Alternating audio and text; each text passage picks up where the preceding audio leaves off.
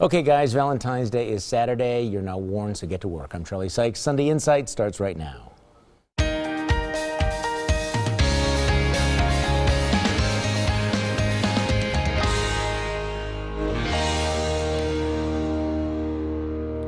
Good morning and welcome to Sunday Insight. In the week that was, the Super Bowl ends with the worst call ever. The Patriots win again, this time with inflated balls. Aaron Rodgers is named the NFL's MVP for the second time. Horror in the Mideast as ISIS burns a captured Jordanian pilot alive. A signature campaign to block the downtown trolley continues as the Common Council gets ready to give the $124 million project final approval. On Groundhog Day, the groundhog bites the mayor of Sun Prairie, which apparently means, I think, that we're going to have an angry spring or something. But we start with Scott Walker's interesting week. Okay, so sort this out. Walker surges into front-runner status in the presidential race, topping a poll of Republican voters in Iowa and New Hampshire and blowing away the competition in an online poll on the conservative-leaning Drudge Report. One publication calls him the first IT candidate of 2016, but back home, a less rosy picture. Walker presents his state budget and gets a decidedly cool reception from his fellow Republicans. Some question the amount of borrowing in his transportation package. The Assembly Speaker says his plan to help the Bucks build an arena in downtown Milwaukee has zero chance of passing in its current form, while others express concern about the size of his cuts to the UW system. Joining me on our panel this morning, defense attorney Dan Adams, former state representative Michelle Litchens, political strategist Linda Bruin, and communications consultant, my former colleague Brian Fraley. So on balance, good week, bad week for Scott Walker? Great week. Yeah. A fantastic week. And I apologize, I came here a little bit late. I took some RPG fire on the way here. Everything's fine. But no, Walker had a great week. Yeah, some trifling stuff over something nobody cares about. Yeah. Some mission statement stuff that no one's read. And some Republicans are concerned about some things in the budget. That happens all the time. Overall, in the grand scheme of things, Scott Walker is one of two Tier 1 candidates for President of the United States in the Republican side. Okay, Linda Bruin. I actually agree. I think he's had a very good week. As far as the budget goes, sitting governors usually get the vast majority they want in a budget, especially a sitting governor who's has a majority party in the legislature and who's also running for president. I think they'll cut. I think his biggest one that's at risk is his $1.3 billion borrowing plan for the transportation aids. I think there will be some changes to the UW system funding cuts and maybe some changes to some of the other areas. But all in all, I think he's going to be fine. Now, you're a former member of the legislature, and you were there for Act 10. I sense a different dynamic in the legislature right now. In the last 4 years, Republicans were pretty much in lockstep with the governor, and now I sense a very, very conscious independence, sort of okay, we're a co-equal branch of government, and thank you for the outline, and we're going to feel free to make a lot of changes. Is that true? But I think that's really what happens. The governor always presents the budget, and then he gives it to the legislature to actually decipher exactly what they want to do and hold hearings on it and make the changes that they see they need fit, or the changes that are fit. But I do see the legislators. I mean, there are 63 Republicans in the state assembly, and they're probably a little bit more conservative than the governor is. Okay, so how is that going to work out, though? Because clearly, I mean, Scott Walker is running for president, and this thing is full blown. So at what point does that become a distraction? How much energy, how much political clout is he going to have to invest to get his way on this budget? You know, if the governor gets a balanced budget that does most of what he wants to do, I don't think the governor is going to fight too much back. I know we have a transportation problem or funding problem in the state. I know there are legislators that would like to raise the gas tax perhaps or raise some other fees. I don't know if the governor is going to let that pass in his budget, though. Now, Dan Adams, I thought it was interesting that the Robin Vos said there was 0% chance that Bucks Arena plan can go through in its current form. Does that indicate that it might be in trouble? No, absolutely. Tom Barrett and Chris Abele have to start putting their heads together about what the local contribution to the plan is. I don't think the Republicans are outside the box of asking for something. It's interesting. Nick Kovac is the head of the Finance Committee, has been against public finance for the stadium, so that's another hurdle. I mean, the obvious formula is you create a TIF district right around the development. Would that be that controversial? And would they be able to do that? Because there's a timing issue here. Is this budget's going to be done by what, the end of June at the latest? So you're going to have that done. We're going to have some leadership from somebody, and it's kind of interesting. Abele's completely invisible. Tom Barrett's been very, very low-key on this. Will they be able to get that done by June? I think so. The entire business community downtown is behind a big development. It's going to happen. There's a consensus around the project. Okay, now, Brian Fraley, let's just go back to the other problems. I mean, the UW budget issue. You know, it's $300 million cut, and you can tell that the University of Wisconsin folks are mobilizing. They're putting out emails. They're organizing protests. You have professors coming out of the woodwork. Is this something, and again, it plays into the presidential politics, is this going to be an issue that would dog Walker nationally? Because, you know, generally, you know, cutting education funding is not considered a positive.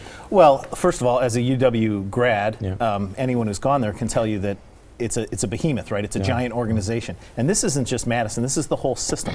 So we're not talking $300 million out of Madison. I think they were talking, what is it, $60 million out of Madison and well, $300 million over 2 years out of the entire system, right? So if you talk about it as a percentage of their entire budget, it is manageable, or at least it should be. And so let the left and let the professors, you know, get up and do this kind of stuff. I think the taxpayers of Wisconsin want to make sure that there's access to the UW system and that it is affordable.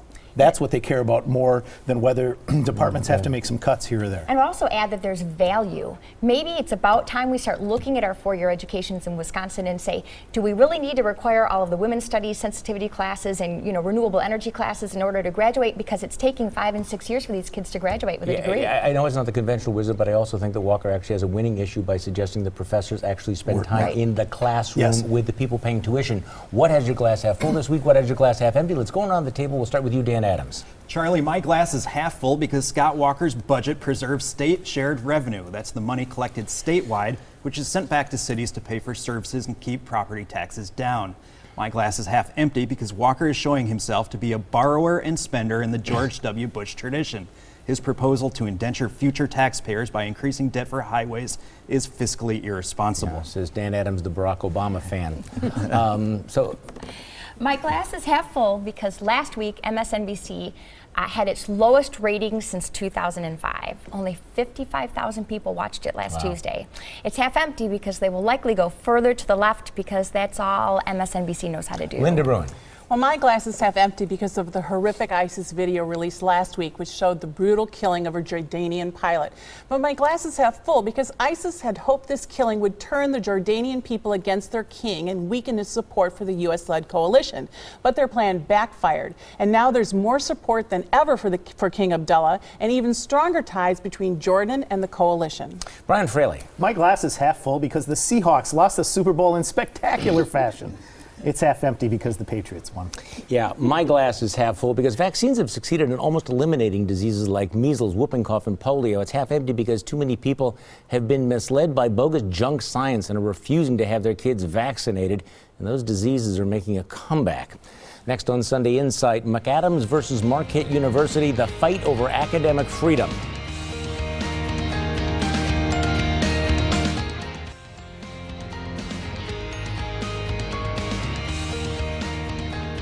Marquette University is moving to fire a conservative professor because of a blog post. Now, for any university, it's a highly unusual move, but especially for a school like Marquette, to fire a senior tenured member of the faculty, but that is exactly what Marquette wants to do with Professor John McAdams. His crime: he wrote a blog post about an instructor who had told a student that she would not let anyone in her class express any opinion opposed to gay marriage. Now, when he wrote that blog post, it got national attention, but late last year, Marquette suspended McAdams and barred him from campus. The instructor was a graduate student, and administrators objected to McAdams' criticism and the fact that he named her. The case is now getting national attention as a violation of academic freedom, but now the school is moving to fire him. McAdams says he is not going quietly, and he's hired law professor Rick Essenberg to represent him. What is going on here, Dan? I think Marquette is making a huge error. It's really too bad for Professor McAdams that he doesn't have a good jump shot, because he wouldn't be in this scandal. But as applied to him, he's not been fired yet. He's going to go before a faculty hearing where they have to see whether he was dishonorable or irresponsible. But and they're just not going to find that, because the escape valve is whether or not you are having free economic thought, and that's right in the code which governs Brian faculty. Fraley, I mean, I think this, on several levels, this is going to hurt Marquette very badly. I mean, first of all, it's going to cost them money for litigation. I think it's going to cost them money in donations, and I think there's going to be a national firestorm about this story when people realize, what did he do? Did he harass this woman? Did he get in her face? Did he touch her? Did he, no. He wrote something that was critical of political correctness on campus. He posted a blog item, and is there any doubt that if he was a liberal, this would not exist? This is because of what he believes in, not what he did. That's going to be damning to them. I think reasonable people can disagree with how he handled it. I mean, frankly, I think the best thing for him to do, if he'd objected to the student instructor who's there to learn how to teach as well and can make mistakes in teaching, if he'd have talked to her privately rather than naming her in his blog. And by naming her in his blog, he gave the university the in that they had to possibly fire him. And it makes me wonder what other things might be going on here that we don't know. Well, because I think you make an interesting point, because this is a pretext, and I think the other things are that he has been a burr under their saddle. He has criticized the administration. He's talked about the loss of Catholic identity, and obviously he has irritated a lot of powerful people, and they're using this as an excuse. But the deal is here, and a lot of universities, because professors don't like to teach that much, they use teaching assistants. They use graduate students. But Marquette chose to make that graduate student an instructor, and that graduate student is a fellow instructor, and the question is, are you ever allowed to criticize instructors? If there is one place that you should be able to say whatever you think and feel free and secure to say that out loud, it should be at our universities. It's the place of liberal thought and ideas where you can, work things out and decide what you believe one way or another. I would not be surprised if we don't see the ACLU out there representing him. Well, I think what's going to be very interesting is I think you're going to see people from both the right and the left on this. The American Association of University Professors has not a right-wing organization. No, not a right-wing. Very liberal professor Daniel McGuire, Marquette University professor, who had, despite being pro-abortion, critical of the church on a variety of issues, was never fired or suspended. I think this is going to be a real problem for the new president of Marquette University. This is a defining moment, and I'm not sure he understands exactly what is about to happen to his school. You may not want to hear it, but we're going to tell you anyway. Let's hand out some unsolicited advice. Dan Adams, you're first. To the legislature, before lifting all caps on statewide voucher program, there must be workable, transparent, apples-to-apples comparisons between all publicly funded schools. Choice is 25 years old in Wisconsin, and we still don't have this crucial component to education accountability. Michelle Litchens. Parents, before you send Johnny off to college, ask how many professors will actually teach him and how many sensitivity and social justice classes he'll have to pay for in order to graduate. Linda Bruin. Well, measles cases are now being reported in Illinois, Minnesota, and Michigan, which means Wisconsin cases are coming soon. I'm going to repeat my past advice to Wisconsin parents. If your children haven't been fully vaccinated, follow the science and get them vaccinated. Brian Fraley. My unsolicited advice is for the Milwaukee Journal-Sentinel. If you want to stop the subscriber exodus, consider covering some real news. Instead of assigning 5 reporters to the silly UW mission statement story, devote some resources to the salt and plowing scandal in the city of Milwaukee, for starters. Well, there is that. Well, my unsolicited advice is for Brian Williams. If your main asset is your credibility, it is not a good idea to make up a story about being shot down. People might stop believing you. Next on Sunday Insight, good money after bad. Why will Milwaukee County taxpayers continue overpaying hundreds of pensions?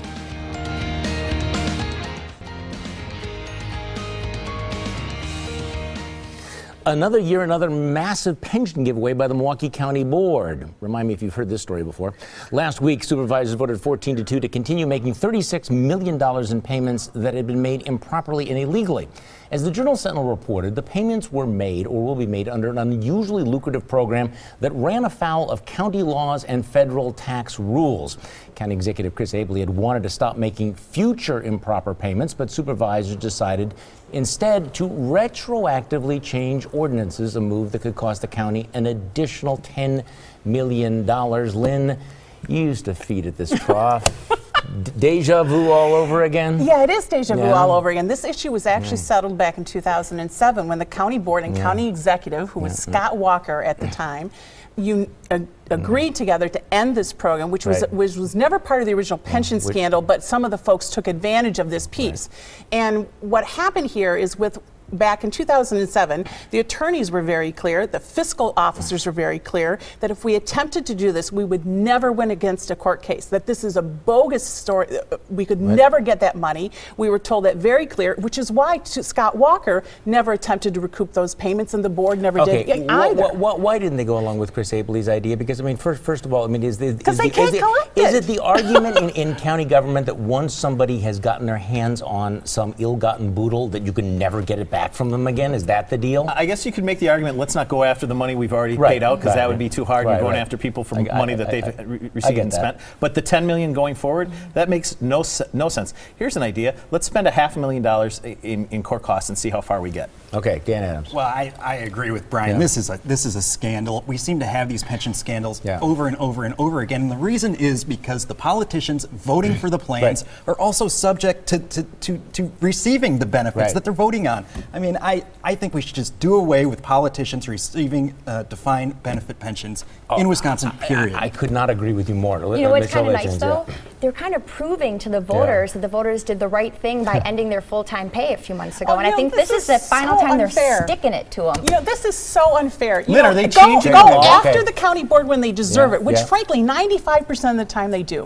But in this situation, it wasn't just the liberal county board members. We're talking Deanna Alexander, Mark Barkowski, and Scott Walker, who knew that you don't terrify pension recipients who get $1,700 a month and tell them they're not going to get any pension at all, when you know that the minute they go to court that we will lose in court. We will lose that $10 million in court. We will never get it. So Walker actually had a moral compass and said, I'm not going to terrify 2/3 of these recipients who never got a single penny gain from the pension scandal to try and make my name look good with the I understand anti-pension how folks. eloquent that sense of entitlement that public employees have to other people's money. They didn't ask for it. It was a screw up at the pension office. These folks will never. The county board at some point ought to have the idea that it's actually looking out for the taxpayers, as opposed to running county government as has been run for so many years for the benefit of the insiders who have managed to line their pockets over and over and over again. And at some point there needs to be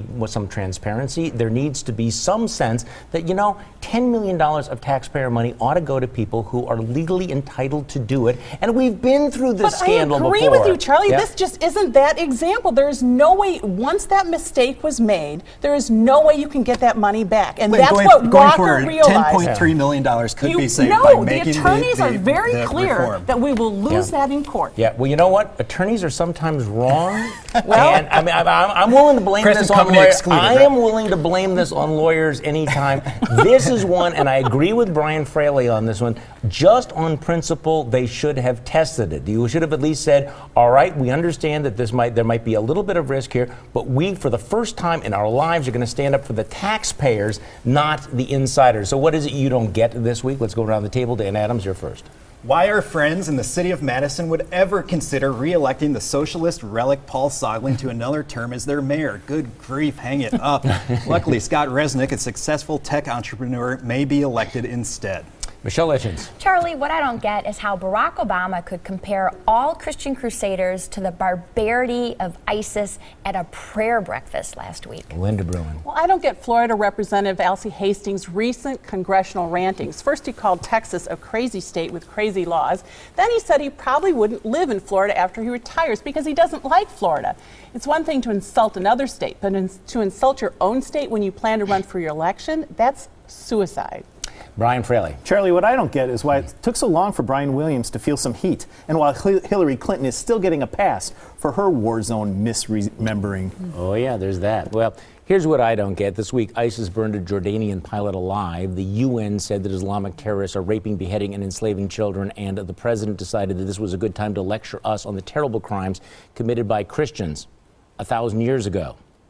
Next on Sunday Insight, our panel picks the winners and losers of the week. But first, here's your morning news update. It's time for our panel to pick the winners and losers of the week. Dan Adams, you're first. My winner this week is County Executive Chris Abley, who had his only somewhat plausible challenger to his upcoming re-election, former Parks Director Sue Black, tucked tail and moved to Arizona. That and standing up for taxpayers made it a good week for him. My losers, the citizens of Wisconsin, as Scott Walker looks to impress GOP primary voters in Iowa. His attention to our interests seems to wane. Just ask the Republican legislative leadership. Michelle Litchins. My winner is Jordan's King Abdullah for striking back after ISIS brutally killed one of his citizens. It's sad that he is schooling the United States of America, but someone has to keep the world safe until 2016. My loser has to be Brian Williams. We watch the news because we want to hear the truth about what's going on around us. If we can't trust a reporter's honesty, Why would we watch him? I shouldn't have to question the truth of my nightly news. Linda Bruin.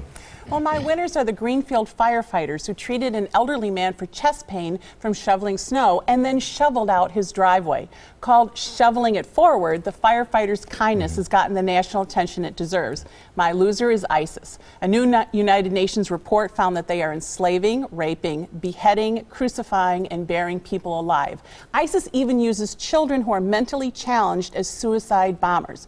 God has a special place for these monsters. It's called hell. Brian Fraley. Amen.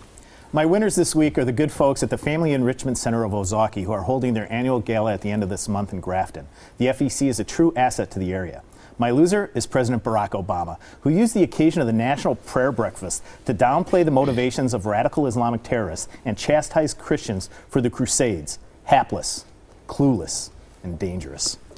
Well, my winners are the professors who were quoted last week ripping Governor Scott Walker's budget, like, for example, UW-Madison political science professor David Cannon, who makes $140,000 a year for 9 months, political science professor Andrew Kidd, who makes $125,000 a year, journalism professor Jo Ellen Fair, who makes $126,000 a year. My losers, any student who might want to have those professors as teachers, because none of them are teaching a single class this semester. Zip. Thanks for joining us and joining me for my radio show Monday morning on News Radio 620 WTMJ from 8:30 until noon. Have a great week.